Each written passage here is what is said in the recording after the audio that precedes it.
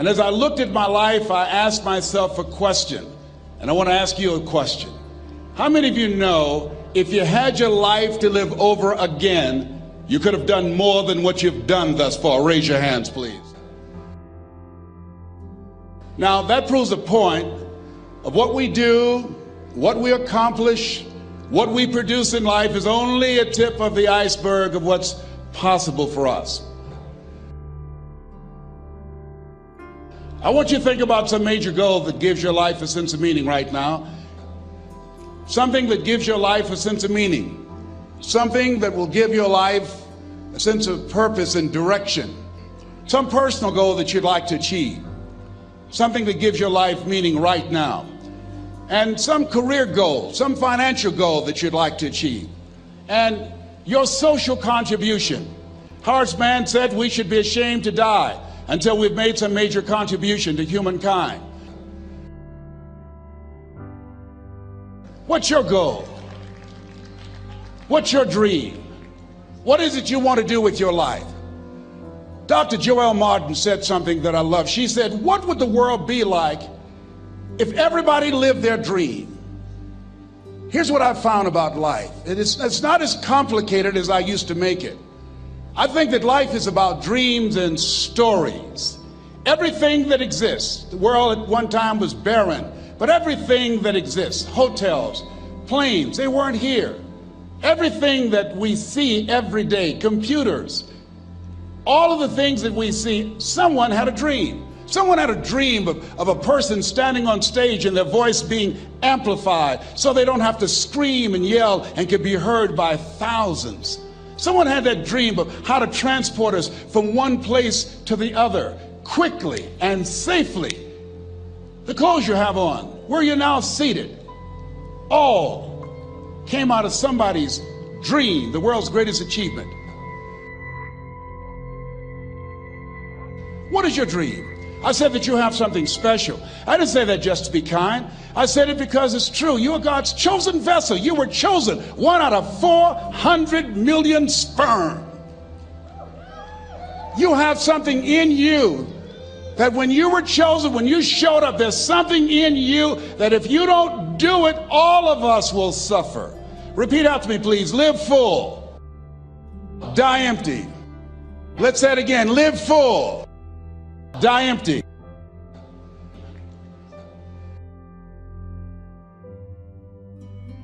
The ideal situation for a man or woman to die is to have family members praying with them as they cross over. He said, but imagine, if you will, being on your deathbed and standing around your bed, the ghost of the dreams, the ideas, the abilities, the talents given to you by life, and that you, for whatever reason, you never went after that dream. You never acted on those ideas. You never used those talents. You never used those gifts. And there they are standing around your bed looking at you with large angry eyes saying, we came to you and only you could have given us life. And now we must die with you forever.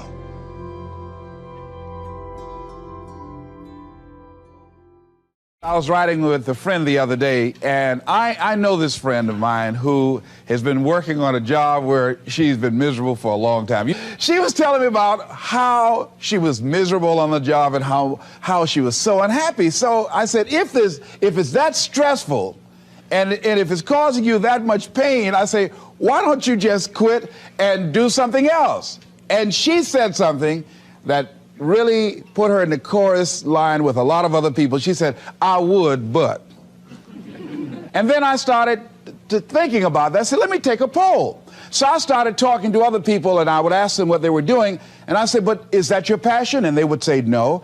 I said, then what's your real passion? And they would tell me what their real passion was. Then I said, well, then why aren't you doing what you really want to do? Oh, I can do it, but. And they would continue on. So this word, but just kept on coming up. And then it also has some friends like woulda and coulda and shoulda. And one day I'm going to have my own business. Those people who talk about one day I'm gonna. Some of y'all know some of those one day I'm gonna people. Raise your hand. Some of you get up in the morning and look in the mirror at that person. I just tease it, all right? So how is it that many times we block ourselves and we use these words almost like we're in a trance, like we're sleepwalking through life, that we find ways to cancel out our dreams? And I think that but is a dream killer, that a lot of things that we want to do, a lot of places we would like to go, a lot of things we would like to experience, and we just stop at but, and we build a case. In fact, I was reading something the other day that talked about but. It says, but is an argument for our limitations, and when we argue for our limitations, we get to keep them. See, but will cause you to procrastinate, but will cause you to hide out behind fear, but will cause you to come up with all type of excuses that you can validate your inaction and not acting on your dream. And right now, more than ever, people need to look for ways to live their dream. People need to look for ways to make it on their own. There is no such thing as job security. There's no such thing as a storm-proof or tragic-proof life. There are no guarantees today, ladies and gentlemen. The illusion is gone. There was a time when we graduated from high school, you were told, go to college and get out, and you go and work for a corporation for 30 or 40 years. They'll give you a gold watch and you'll retire. Special announcement, that day is gone. That day is gone, never to return again.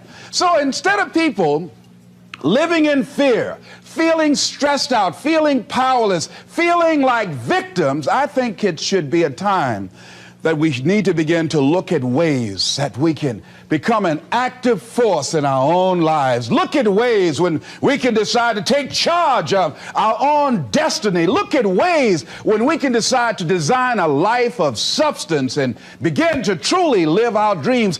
And it's time for people to decide, I'm ready to get on with my life. Shake somebody's hand on your right and left. A guy named Bob May say this, don't let nobody turn you around. Do that right quick.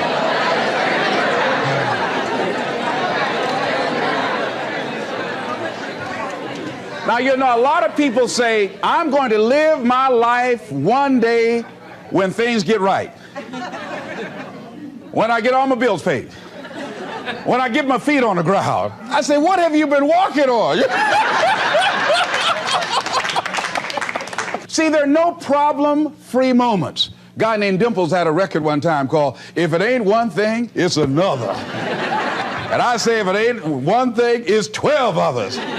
Always something there to build a case on why you can't move on, why you can't grow to the next level, why you can't begin to manifest your greatness, why you can't begin to live life on your terms. Always something there to block you, to keep you where you are, and keep you from beginning to develop your true greatness. Always some fear. How do we handle it? And I'm saying that if you've been hiding out behind but, if you've been using the fact that you don't have enough money or you don't have the education, take it head on. Go get the education. I was saying to a guy the other day who was saying, I said, how old are you? He says, 47 years old. I said, your sister tell me that you can't read. He said, that's right. I said, why? Well, you know, I didn't go to school. I said, excuse me, how old are you? I'm 47. 47? Yes. And you can't read or write? Yes. Have you ever heard of adult school, adult education? Have you decided that you should learn how to read to begin to expand your world? Why are you using that as a racket? Why don't you decide now that you're going to expand your world, that if other people can learn, you could learn too?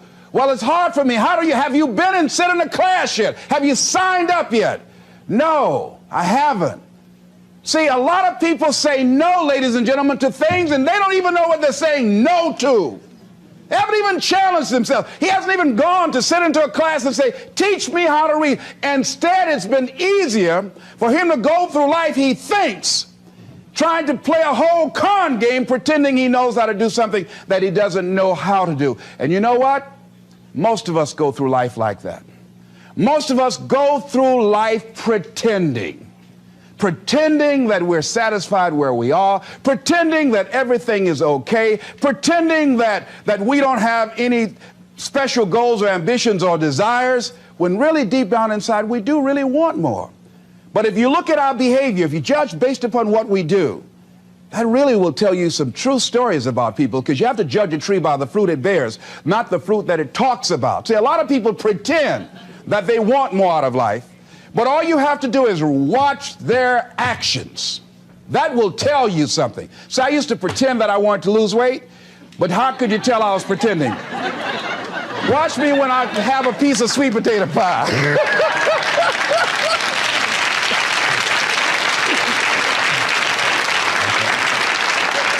Let me get within walking distance of some peanuts, some potato chips. See, I was pretending that I really wanted to lose weight. No, all you do is watch what I eat. I tell you what I'm seriously committed to. People will tell you, oh yeah, one day I want to have a restaurant. See, they're pretending they want to go into business for themselves. They're not serious. How can you tell, Les? Watch their actions. Watch what they're doing. The proof is in the pudding. So if you want to do something, if you thought about something you want to do, take it head on. Decide that you're going to start looking at it, start doing research on it, start tackling it, start becoming involved in whatever and wherever it might lead you, to begin to explore the possibilities in that particular thing that you're seeking, so that you can begin to learn all you can about it. Decide that you're going to face it, that whatever shortcomings you have, that you're going to strengthen yourself there. Whatever training that's required, that you're going to go get that training, that you're going to get started right now. George Washington Carver would say, do what you can, where you are, with what you have, and never be satisfied. S.B. Fuller used to say, and you heard Joe Dudley talk about, always strive to be more than that which you are. Yeah, don't get satisfied with yourself. Always know that wherever you are, you can enjoy more, that you deserve more. But most people, you know what they do? Most people go through life quietly and safely, tiptoeing to an early grave. Find out what it is you want, and go after it as if your life depends on it. Why? Because it does. People that have found their passion, people that found the things that they love, people that have found the things that they can pour their lives into, those people live longer. I was in New York and I had to do a seminar at a special church, and a guy by the name of Reverend Johnny Youngblood. And I said, how is it that you were able to build this big housing facility and got all of the various community and religious groups together to have this dwelling for 2,000 residents that were once homeless? How were you able to take on this responsibility? Wasn't it overwhelming? He said, the kind of work I do, he said, it's in me. I've got to live what's in me. And I think that's everybody's desire in life. You got to live what's in you. Life is just too short and unpredictable. But what do we say? But there always be tomorrow. Oh no. There's no guarantees you're going to show up tomorrow. There are a lot of people who were here yesterday that they're not here today. There are a lot of opportunities that were around yesterday. They're not here today. Oh, you can wait, but you know what Abraham Lincoln said? Well, good things might come to those who wait, but only the things that have been left over by those who hustle.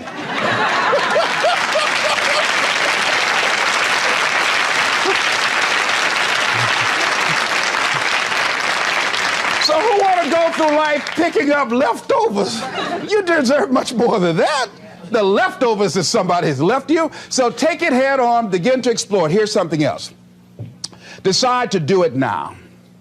Decide whatever you want to do, that you are now going to become actively involved right now, exploring the possibilities for you.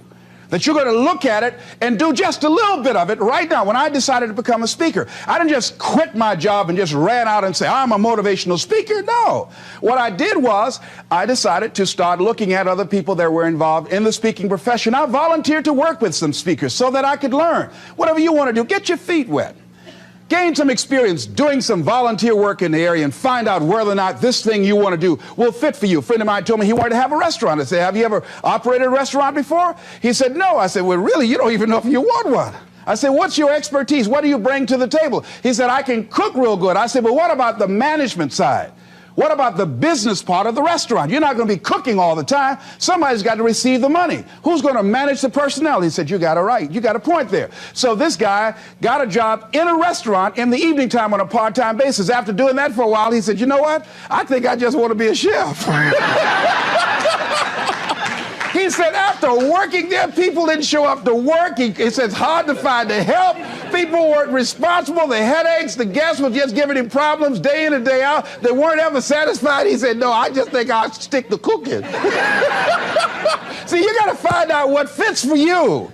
Because you might decide that after you go up in there and examine it and experience it and get some experience under your belt on it, well, you say, this is really not what I want. This does not fit for me. So decide that you're going to do that. Now, John H. Johnson said something that's very important. He said, there's no defense against an excellence that meets a pressing public need. See, whatever you decide to do, look at it and find out what is it that I have that I could bring to the table that can begin to enable me to ensure that I could be successful in this. Where is the opening for you? There's room for you out here in the arena called life. There's room for you to come out and live your dream. Don't allow but to keep you in the corner or keep you up in the bleachers looking at life, being a spectator, not being a participant, making a difference in life. I believe that all of us came here with something. All of us showed up to give something, and that nobody's going to give that service that you have to give. No one's going to produce your product. No one's going to write your book. No one's going to open your academy. No one's going to begin to create your daycare with a special curriculum to help to cultivate the high self-esteem in our children. That's your idea. And if you don't bring your idea out here, when you die, all of us will suffer because we've been deprived of your genius because you allowed but to keep you in the bleachers and not pursuing your greatness. You take it to your grave with you. And that's what most people do. I think that's why the guy said that many people die at age 21 and don't get buried until they're 65. They're walking dead. You can tell them by the way they walk. How they look in the face when they speak to you. I was giving a speech at this high school, and a lady came after school. She said, Mr. Brown, I want to talk to you about my son. I said, what is it? She said, he's not motivated. I said, I wonder why.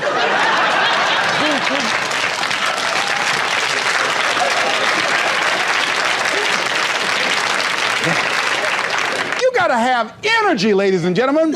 You got to have life. If you're excited about what you're doing, even in the area of selling, you know people don't buy because of logical reasoning. People buy because of your way of feeling. People don't like to be around dead people. No, let the dead bury the dead. No, keep them away from you before they grab you and want to hold on to you.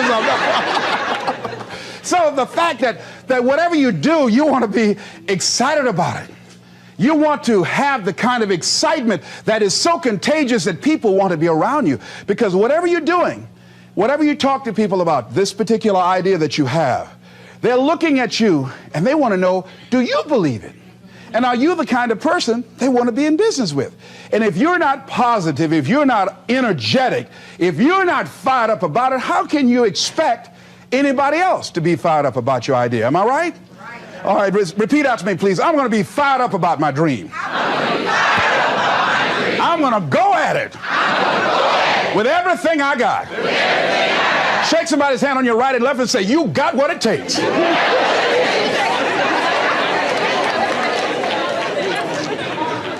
are a lot of people who say, but I tried once or twice and it didn't work out. And so they use that as an excuse not to ever come out again. Guy said, if at first you don't succeed, you're running about average. So if you have come out here with an idea and it didn't work out 2 or 3 times, well, that's all right. You're running about average. You know, I heard something, a jarring question. It says, why is it that people prefer known hells to unknown heavens? You know why? Because it's comfortable, ladies and gentlemen. I remember I was in a service once, and I heard Dr. Johnny Coleman give this example. She talked about a man who had been captured behind the enemy lines in a war and was sentenced to be killed or another option. The captain said to the guy, listen, He said, tomorrow morning at 6 o'clock, you can face the firing squad, or you can go out this door over here. And the guy said, what's out the door? He said, no one knows. All we can tell you is just unknown horrors. He thought, and the next morning he selected the firing squad. After the shots rang out, the captain's secretary said, what's beyond that door? And he said, freedom. But very few people would select to do it because it's unknown. See, a lot of people never live their dreams. A lot of people never do the things they want to do. A lot of people stay on jobs where they're miserable. I read an article called, Is Your Job Making You Sick? A lot of people, some of y'all know about that already here. So go on and say amen, it's all right. That one lady told me, she said, when I used to go to work, she said, when I stepped in the door, it felt like a refrigerator dropped on my shoulders. How many of y'all understand that kind of feeling? They were miserable, just hated to go after 60 minutes on Sunday afternoon. Or come Monday morning, my head used to throb. I just couldn't take it. Didn't want to go sometimes just for the heck of it. I just drive on by. Whew, I used to hate to go to work. Many of us choose an active living death. Many of us are walking dead. The walking dead. That we're not doing what we want to do. Many of us stay in relationships where we're dying together rather than growing and expanding and living together. We're miserable, but because we don't have the courage to see ourselves beyond that relationship that has turned toxic, we go through life living dead people. And you can always tell couples that have been together for a little while. Go in a restaurant, the ones sitting side by side, giggling and talking to each other, feeding each other with their fork and spoon, they just got together for 1 week. You see them in the car, they're sitting all up each other, hugging and smoking. Oh, they've been together about 3 days, all right? But if you see people sitting in a restaurant, see a couple, and they're sitting in front of each other. Takes so long for this food, I wonder when they're gonna hurry up. Those are the married ones. Oh, but what if I know people have been married for years, living in 2 separate rooms, sleeping in 2 separate beds? Well, it's cheaper to keep it. Not necessarily. It's according to the price you want to pay. See, the price of peace of mind, the price of living the truth, of being honest with yourself and say, wait a minute, it's got to be more than this. So you've got to decide, wait.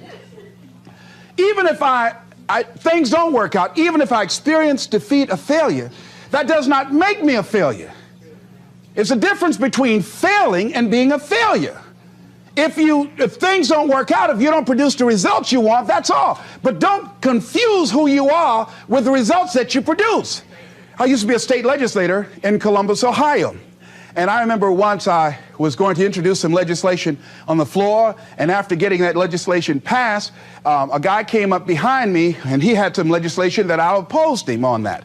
And I was about to stand up to debate this guy, and the guy next to me said, excuse me, don't debate that guy. Why? Do you know who that is? I said, no, that's Wilkowski from Toledo. That's a bad dude. He's a lawyer, Les. That man can debate. I don't care. I'm Les Brown, Mamie Brown's boy.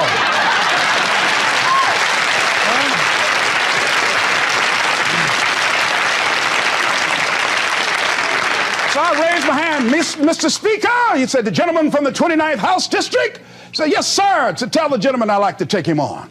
Challenge him on this legislation. He said, Wilkowski said, I would more than like to, Mr. Speaker. Everybody would say, whoa. I asked him some questions. He responded. I say, I wonder why I asked that man that question.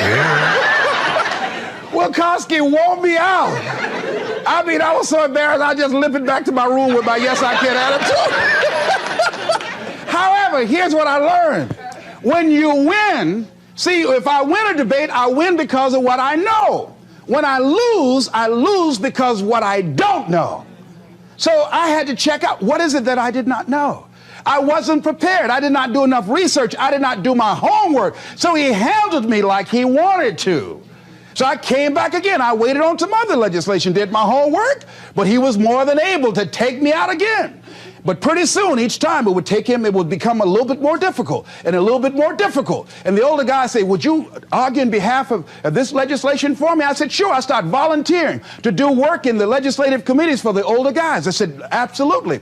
And the more I did it, the better I became. And then people began to start respecting me. And when I would ask and say, Mr. Speaker, I'd like to speak on that bill, some guys' lips start trembling and stuff, like Jimmy. Wait a minute, is there anything wrong? Do we have a problem here?